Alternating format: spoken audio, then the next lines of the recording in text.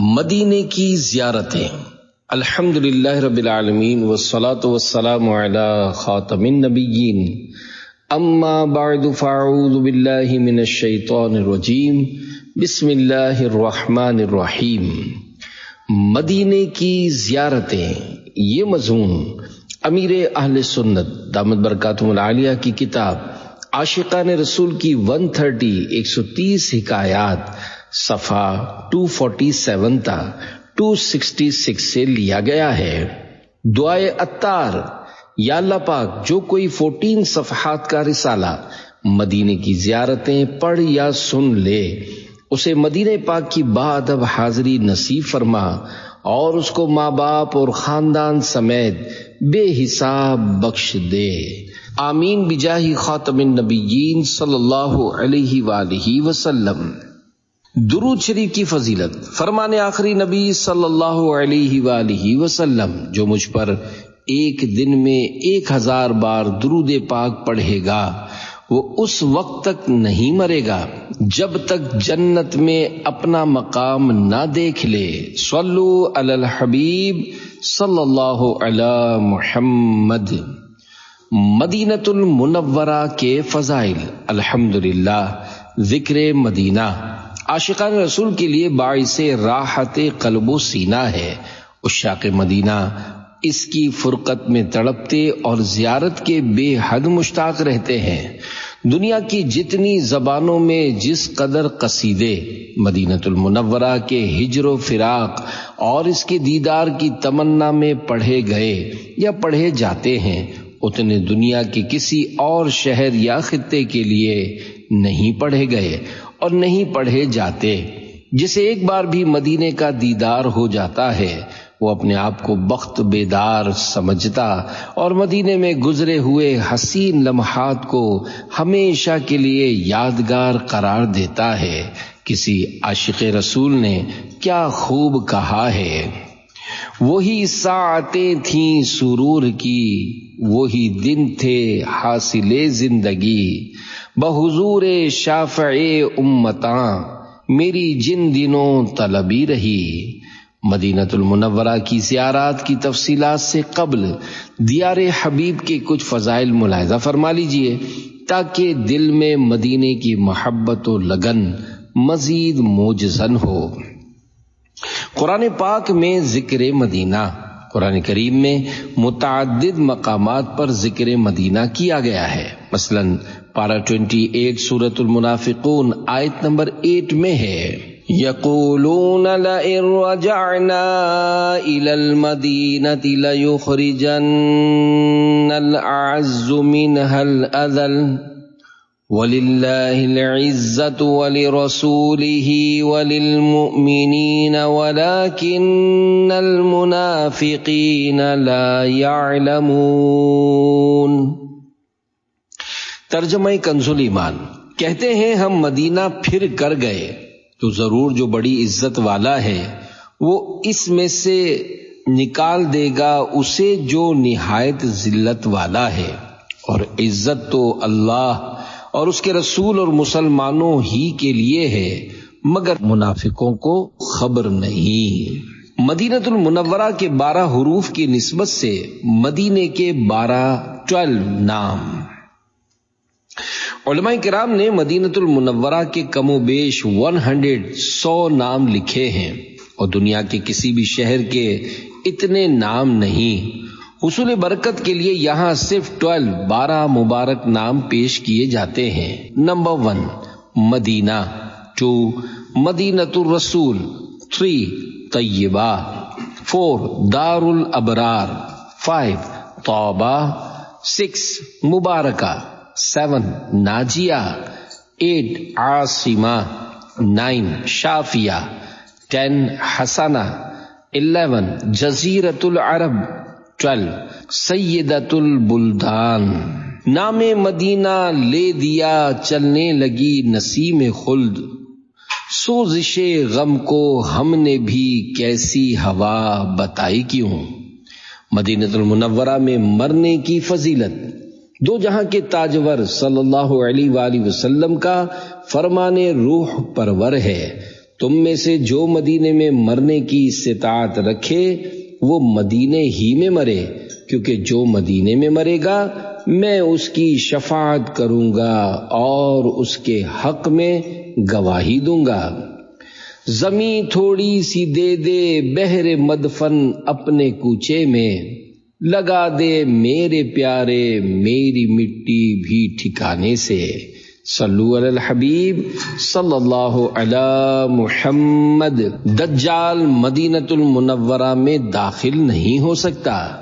اللہ پاک کے پیارے پیارے آخری نبی صلی اللہ علیہ وآلہ وسلم کا ارشاد خوشگوار ہے، علی انقاب المدینۃ ملائکۃ لا یدخلها الطاعون ولا الدجال۔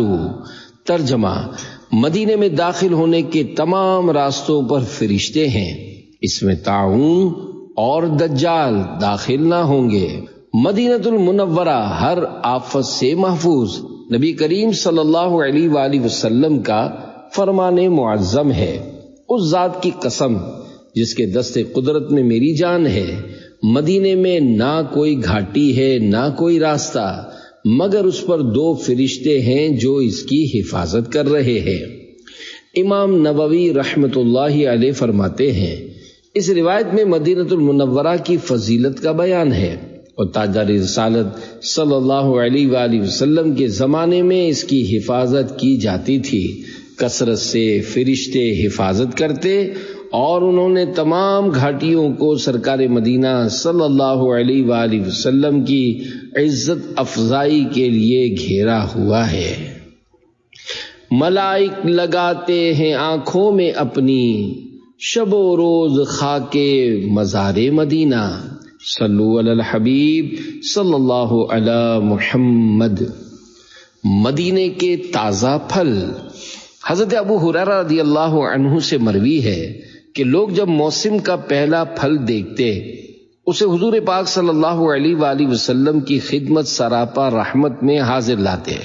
سرکار نامدار صلی اللہ علیہ وآلہ وسلم اسے لے کر اس طرح دعا کرتے، الہی تو ہمارے لیے ہمارے پھلوں میں برکت دے، اور ہمارے لیے ہمارے مدینے میں برکت کر، اور ہمارے ساو مد یہ دونوں پیمانوں کے نام ہیں ان میں برکت کر۔ یا اللہ پاک، بے شک ابراہیم تیرے بندے اور تیرے خلیل اور تیرے نبی ہیں، اور بے شک میں تیرا بندہ اور تیرا نبی ہوں۔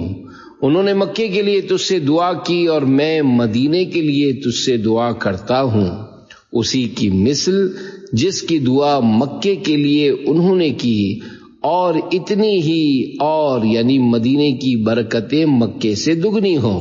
پھر جو چھوٹا بچہ سامنے ہوتا اسے بلا کر وہ پھل عطا فرما دیتے۔ ہاتھ اٹھا کر ایک ٹکڑا اے کریم، ہیں سخی کے مال میں حقدار ہم۔ صلو علی الحبیب صلی اللہ علی محمد۔ مدینہ لوگوں کو پاک صاف کرے گا۔ مدینے کے سلطان صلی اللہ علیہ وآلہ وسلم کا فرمان عالی شان ہے، مجھے ایک ایسی بستی کی طرف ہجرت کا حکم ہوا جو تمام بستیوں کو کھا جائے گی، یعنی سب پر غالب آئے گی۔ لوگ اسے یثرب کہتے ہیں اور وہ مدینہ ہے۔ یہ بستی ان لوگوں کو اس طرح پاک و صاف کرے گی جیسے بھٹی لوہے کے میل کو۔ مدینے کو یثرب کہنا گناہ ہے۔ پیارے پیارے اسلامی بھائیوں، اس روایت میں مدینۃ المنورہ کو یثرب کہنے کی ممانعت کی گئی ہے۔ فتاوی رضویہ جلد 21 صفحہ 116 پر ہے، مدینہ طیبہ کو یثرب کہنا ناجائز و ممنوع گناہ ہے، اور کہنے والا گناہ گار۔ رسول اللہ صلی اللہ علیہ وسلم فرماتے ہیں، جو مدینے کو یثرب کہے اس پر توبہ واجب ہے۔ مدینہ توبہ ہے۔ علامہ مناوی تفسیر شرح جامع صغیر میں فرماتے ہیں، اس حدیث سے معلوم ہوا کہ مدینہ طیبہ کا یثرب نام رکھنا حرام ہے، کہ یثرب کہنے سے توبہ کا حکم فرمایا، اور توبہ گناہ ہی سے ہوتی ہے۔ یثرب کہنا کیوں منع ہے؟ فتاوی رضویہ جلد 21 صفحہ 119 پر ہے۔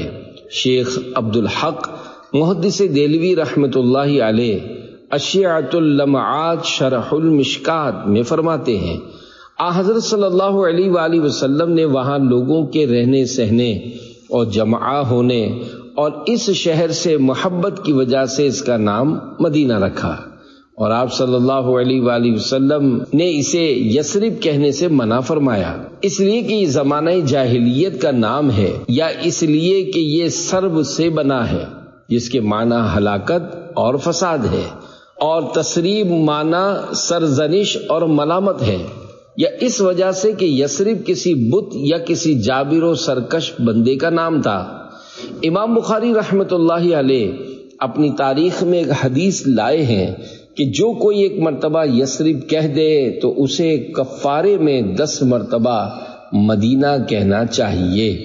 قرآن مجید میں جو یا اہل یثرب یعنی اے یثرب والو آیا ہے، وہ دراصل منافقین کا قول یعنی کہی ہوئی بات ہے کہ یثرب کہہ کر وہ مدینۃ المنورہ کی توہین کا ارادہ رکھتے تھے۔ ایک دوسری روایت میں ہے کہ یثرب کہنے والا اللہ پاک سے استغفار یعنی توبہ کرے اور معافی مانگے، اور بعض نے فرمایا کہ مدینۃ المنورہ کو جو یثرب کہے اس کو سزا دینی چاہیے۔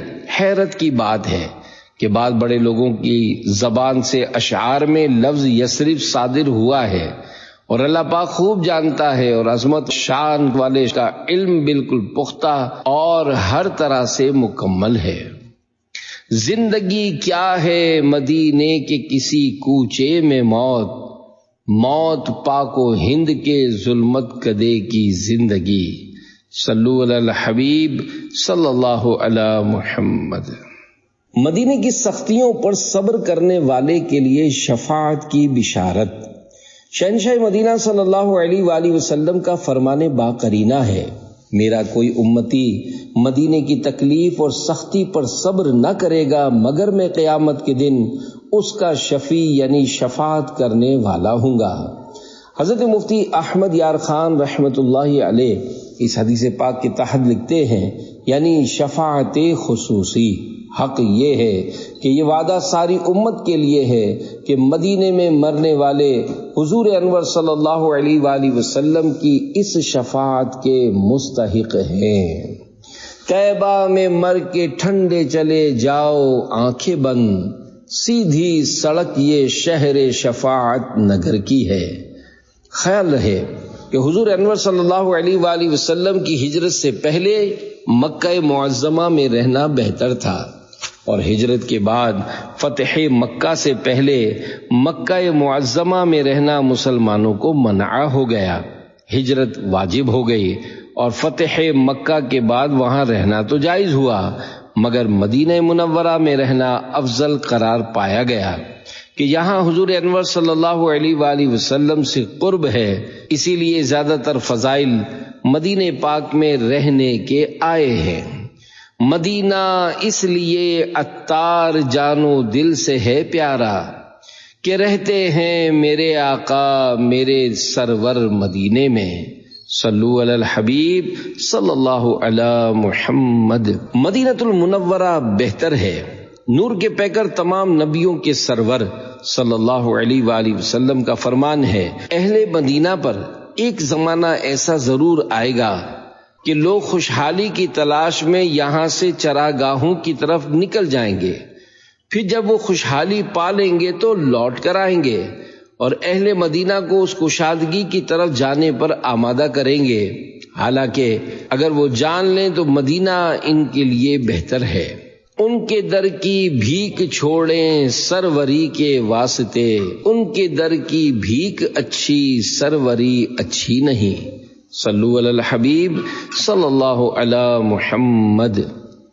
مدینۃ المنورہ کی تنگ دستی پر صبر کرنے والے کے لیے شفاعت کی بشارت۔ مسلمانوں کے دوسرے خلیفہ حضرت فاروق اعظم رضی اللہ عنہ فرماتے ہیں کہ مدینے میں چیزوں کے نرخ یعنی بھاؤ بڑھ گئے اور حالات سخت ہو گئے، تو سرور کائنات صلی اللہ علیہ وآلہ وسلم نے فرمایا صبر کرو اور خوش ہو جاؤ کہ میں نے تمہارے سا اور مد کو بابرکت کر دیا، اور اکٹھے ہو کر کھایا کرو، کیونکہ ایک کا کھانا 2 کو اور 2 کا کھانا 4 کو، اور 4 کا کھانا 5 اور 6 کو کفایت کرتا ہے، اور بے شک برکت جماعت میں ہے۔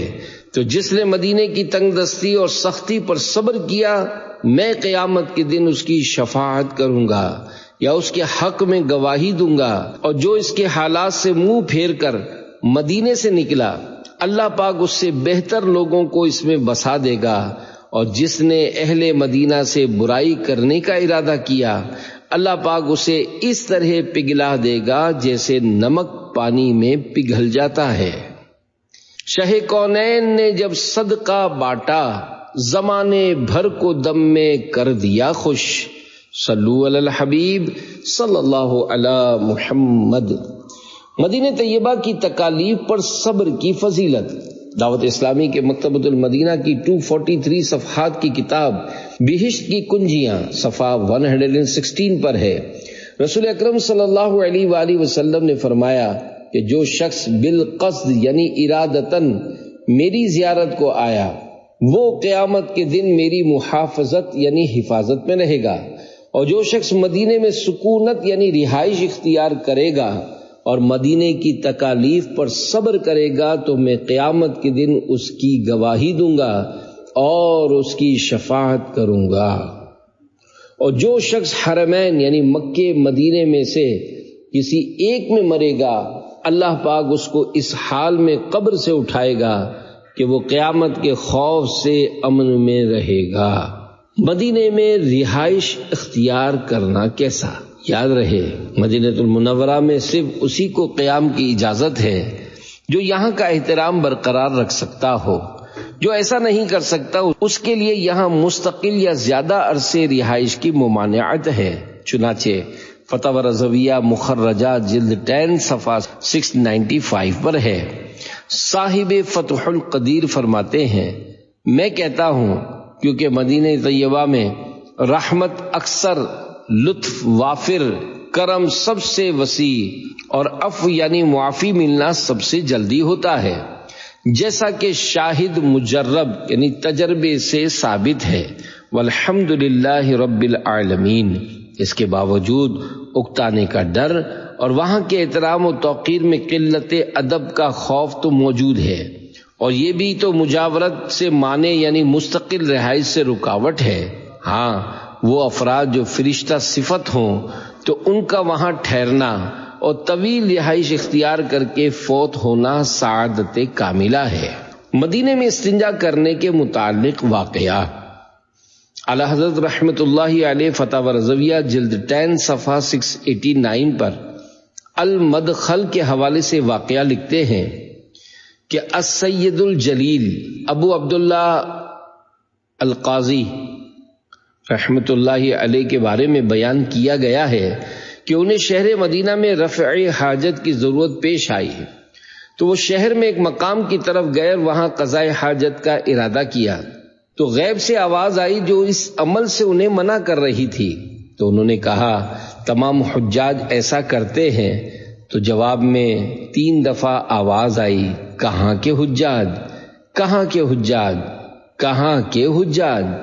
پھر وہ شہر سے باہر چلے گئے اور رفع حاجت یعنی پیشاب وغیرہ کی اور پھر لوٹے۔ مدینے کا اصل قیام آقا کے احکام پر عمل کرنا ہے۔ آگے چل کر صاحب مدخل کے حوالے سے مزید تحریر ہے۔ حضور صلی اللہ علیہ وآلہ وسلم کی مجاورت آپ صلی اللہ علیہ وسلم کے اوامر کی اتباع یعنی احکامات کی بجا آوری اور نواہی سے اجتناب یعنی جن باتوں سے منع فرمایا ان سے بچنے کی صورت میں ہے، خواہ انسان کسی جگہ مقیم ہو، اور اصلاً حقیقتاً مجاورت یہی ہے۔ غم مصطفیٰ جس کے سینے میں ہے، کہیں بھی رہے وہ مدینے میں ہے۔ صلو علی الحبیب صلی اللہ علی محمد۔ پیارا پیارا ہے مدینہ کہ 17 حروف کی نسبت سے مدینہ المنورہ کی 17 خصوصیات۔ یوں تو مدینے میں بے شمار خوبیاں ہیں، مگر حصول برکت کے لیے یہاں صرف 17 بیان کی ہیں۔ روئے زمین کا کوئی ایسا شہر نہیں جس کے اسماء گرامی یعنی مبارک نام اتنی کثرت کو پہنچے ہوں جتنے مدینۃ المنورہ کے نام ہیں، بعض علماء نے 100 تک نام تحریر کیے ہیں۔ مدینۃ المنورہ ایسا شہر ہے جس کی محبت اور ہجر و فرقت یعنی جدائی میں دنیا کے اندر سب سے زیادہ زبانوں اور سب سے زیادہ تعداد میں قصیدے لکھے گئے، لکھے جا رہے ہیں اور لکھے جاتے رہیں گے۔ اللہ پاک کے پیارے حبیب صلی اللہ علیہ وسلم نے اس کی طرف ہجرت کی اور یہیں قیام پذیر رہے۔ اللہ پاک نے اس کا نام طیبہ رکھا۔ مدینے کے تاجدار صلی اللہ علیہ وآلہ وسلم جب سفر سے واپس تشریف لاتے تو مدینۃ المنورہ کے قریب پہنچ کر زیادتی شوق سے اپنی سواری تیز کر دیتے۔ مدینۃ المنورہ میں آپ صلی اللہ علیہ وسلم کا قلب مبارک سکون پاتا، یہاں کا گرد و غبار اپنے چہرہ انور سے صاف نہ فرماتے اور صحابہ کرام علیہم رضوان کو بھی اس سے منع فرماتے اور ارشاد فرماتے کہ خاک مدینہ میں شفا ہے۔ حضرت سعد بن ابی وقاص رضی اللہ عنہ سے روایت ہے کہ جب رسول اللہ صلی اللہ علیہ وآلہ وسلم غزوہ تبوک سے واپس تشریف لا رہے تھے تو تبوک میں شامل ہونے سے رہ جانے والے کچھ صحابہ کرام علیہم رضوان ملے، انہوں نے گرد اڑائی، ایک شخص نے اپنی ناک ڈھانپ لی، آپ صلی اللہ علیہ وآلہ وسلم نے ان کی ناک سے کپڑا ہٹایا اور ارشاد فرمایا اس ذات کی قسم جس کے قبضے قدرت میں میری جان ہے، مدینے کی خاک میں ہر بیماری سے شفا ہے۔ جب کوئی مسلمان زیارت کی نیت سے مدینۃ المنورہ آتا ہے تو فرشتے رحمت کے تحفوں سے اس کا استقبال کرتے ہیں۔ سرکار مدینہ صلی اللہ علیہ وآلہ وسلم نے مدینہ منورہ میں مرنے کی ترغیب ارشاد فرمائی۔ یہاں مرنے والے کی سرکار مدینہ منورہ سردار مکہ مکرمہ صلی اللہ علیہ وآلہ وسلم شفاعت فرمائیں گے۔ جو وضو کر کے آئے اور مسجد النبوی شریف میں نماز ادا کرے اسے حج کا ثواب ملتا ہے۔ حجرہ مبارکہ اور منبر منور کے درمیان کی جگہ جنت کے باغوں میں سے ایک باغ یعنی جنت کی کیاری ہے۔ مسجد النبوی شریف میں ایک نماز پڑھنا 50,000 نمازوں کے برابر ہے۔ مدینہ منورہ کی سرزمین پر مزار مصطفیٰ ہے جہاں صبح و شام 70 ہزار فرشتے حاضر ہوتے ہیں۔ یہاں کی زمین کا وہ مبارک حصہ جس پر رسول انور صلی اللہ علیہ وآلہ وسلم کا جسم منور تشریف فرما ہے تو ہر مقام حتیٰ کہ خانہ کعبہ، بیت المعمور، عرش و کرسی اور جنت سے بھی افضل ہے۔ دجال مدینۃ المنورہ میں داخل نہیں ہو سکے گا۔ اہل مدینہ سے برائی کا ارادہ کرنے والا عذاب میں گرفتار ہوگا۔ یہاں کا قبرستان جنت البقیع دنیا کے تمام قبرستانوں سے افضل ہے۔ یہاں تقریباً 10,000 صحابہ کرام و اجلہ اہل بیت اطہار علیہم رضوان اور بے شمار تابعین کرام اور اولیاء اعظام رحمت اللہ علیہم اور دیگر خوش نصیب مسلمان مدفون ہیں۔ رہیں ان کے جلوے، بسے ان کے جلوے، میرا دل بنے یادگار مدینہ۔ صلو علی الحبیب صلی اللہ علی محمد۔ مسجد النبوی شریف کی اراضی کا حصول۔ مسجد النبوی شریف کی اراضی یعنی زمین 2 یتیم بچوں سہل اور سہیل رضی اللہ عنہما کی ملکیت تھی۔ یہاں مشرکین کی قبریں تھیں۔ زمین ناہموار تھی۔ یہ دونوں بچے حضرت اسعد بن زرارہ رضی اللہ عنہ کی زیر کفالت یعنی ذمہ داری میں تھے۔ اس زمین پر کھجوریں خشک کی جاتی تھیں۔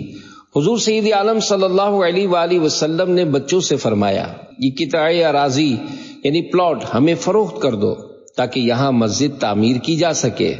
بچوں نے بصد ادب و نیاز عرض کی آقا یہ اراضی ہماری طرف سے بطور نذرانہ قبول فرمائیے۔ تو سرکار مدینہ صلی اللہ علیہ وآلہ وسلم نے ان کی اس پیشکش کو شرف قبولیت سے نہ نوازا۔ بالآخر قیمت ادا کر کے یہ زمین خرید لی گئی۔ مسلمانوں کے پہلے خلیفہ عاشق اکبر صدیق اکبر رضی اللہ عنہ نے 10,000 دینار ادا کیے۔ دوسری روایت میں کہ جگہ بنو نجار کی تھی۔ سرکار دو جہاں صلی اللہ علیہ وآلہ وسلم نے ان سے یہ جگہ قیمتاً فرمائی تو انہوں نے عرض کی ہم اس کی قیمت یعنی اجر اللہ پاک سے لیں گے۔ اراضی کا رقبہ تقریباً 100 مربع گز تھا۔ بارگاہ رسالت میں جبریل امین کی حاضری۔ عظیم تابعی بزرگ حضرت حسن بصری رحمت اللہ علیہ سے روایت ہے جب حضور انور مدینے کے تاجور صلی اللہ علیہ وآلہ وسلم نے مسجد النبوی شریف کی تعمیر کا ارادہ فرمایا تو حضرت جبریل علیہ السلام حاضر ہوئے اور عرض کی یا رسول اللہ صلی اللہ علیہ وآلہ وسلم اس کی اونچائی 7 ہاتھ یعنی تقریباً 3.5 گز رکھیے، اس کی تزئین یعنی زیب و زینت میں تکلف نہ ہو۔ اس وقت تعمیرات کا یہی انداز تھا، مسجد میں طاق نما محراب، گنبد اور منارہ وغیرہ نہ ہوتا۔ تبدیلی حالات کے سبب اب عالیشان مسجدیں بنانے کی اجازت ہے۔ فتاوی رضویہ جلد 8 صفحہ 106 پر در مختار کے حوالے سے دیے ہوئے ایک جزیے کا حصہ ہے۔ محراب کے علاوہ مسجد کے دیگر حصے منقش کرنے میں کوئی حرج نہیں، کیونکہ محراب کا نقش و نگار نمازی کو مشغول یعنی غافل کر دیتا ہے۔ البتہ بہت زیادہ نقش و نگار کے لیے تکلف کرنا خصوصاً دیوار قبلہ میں مکروہ ہے۔ مسجد النبوی شریف کی تعمیر۔ اس قطعہ اراضی یعنی پلاٹ سے کھجوروں کے درخت کٹوا دیے گئے۔ ربیع الاول سن 1 ہجری مطابق اکتوبر 622 سن عیسوی میں مسجد النبوی شریف کا سنگ بنیاد رکھا گیا۔ صحابہ کرام رضی اللہ عنہم کے ساتھ خود حضور صلی اللہ علیہ وآلہ وسلم اینٹیں اٹھا اٹھا کر لاتے اور اپنی زبان فیض ترجمان سے یہ بھی فرماتے اللہم ان الاجر اجر الاخرہ فرحم الانصار والمہاجرہ۔ اے رب قدوس، آخرت کا بدلہ ہی بہتر ہے، تو انصار اور مہاجرین پر رحم فرما۔ تعمیر مسجد نبوی میں آقا نے شرکت فرمائی۔ حضرت ابو ہریرہ رضی اللہ عنہ فرماتے ہیں مدینے والے آقا صلی اللہ علیہ وآلہ وسلم اینٹیں اٹھا کر لا رہے تھے، یہ دیکھ کر میں نے عرض کی یا رسول اللہ صلی اللہ علیہ وآلہ وسلم یہ اینٹیں مجھے دے دیجئے، میں لے جاتا ہوں۔ فرمایا اور کافی اینٹیں رکھی ہیں، اٹھا لاؤ، یہ میں لے جا رہا ہوں۔ مسجد النبوی شریف کی کچی اینٹوں سے تعمیر کی گئی اور اس کی چھت کھجور کی شاخوں سے تھی اور اس کے ستون کھجور کے تنے تھے۔ تیری سادگی پہ لاکھوں، تیری عاجزی پہ لاکھوں، ہو سلام عاجزانہ مدنی مدینے والے۔ صلو علی الحبیب صلی اللہ علی محمد۔ مسجد النبوی شریف میں نماز کے فضائل۔ 3 فرامین مصطفیٰ صلی اللہ علیہ وآلہ وسلم۔ نمبر 1، جس نے مسجد النبوی شریف میں 40 نمازیں متواتر ادا کی اس کے لیے جہنم اور نفاق سے نجات لکھ دی جاتی ہے۔ نمبر 2، جو پاک صاف ہو کر صرف میری مسجد میں نماز کی ادائیگی کے ارادے سے نکلا، یہاں تک کہ اس میں نماز ادا کی تو اس کا ثواب حج کے برابر ہے۔ نمبر 3، میری اس مسجد کی ایک نماز 50,000 نمازوں کے برابر ہے۔ صد غیرت فردوس مدینے کی زمیں ہے، باعث ہے یہی اس کا کہ تو اس میں مکیں ہے۔ صلو علی الحبیب صلی اللہ علی محمد۔